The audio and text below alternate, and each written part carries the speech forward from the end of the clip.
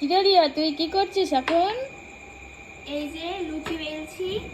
আজকে তো গাইস লক্ষ্মী পুজো, তো কোজাগরি লক্ষ্মী পুজো। এই লক্ষ্মী পুজোটা আমাদের নেই, আমাদের যেটা ভাদ্র মাসে আছে, তো সেই লক্ষ্মী পুজোটা আমাদের আছে। তো তাও আজকে কোজাগরি লক্ষ্মী পুজোর দিন আমাদের মধ্যে রাত্রেবেলায় ভাত খেতে নেই, মানে লুচি খেতে হয়, ময়দা জাতীয় জিনিস খেতে হয়। তো তার জন্যই আমি এখন লুচি বেলছি। আর এদিকে দেখো কিছু ভাজা হয়েছে, আর মা, আমি বেলে দিচ্ছি আর মা ওদিকে ভাজছে লুচি। তো দেখো লুচি আর হয়েছে ঘুগনি। তো দেখো এই যে এখানে ঘুগনিও কমপ্লিট হয়ে গেছে, আর দেখো ঘুগনিটা কি টেস্টি হয়েছে দেখে বোঝা যাচ্ছে। তো খেয়ে পরে বলবো যে কেমন হয়েছে।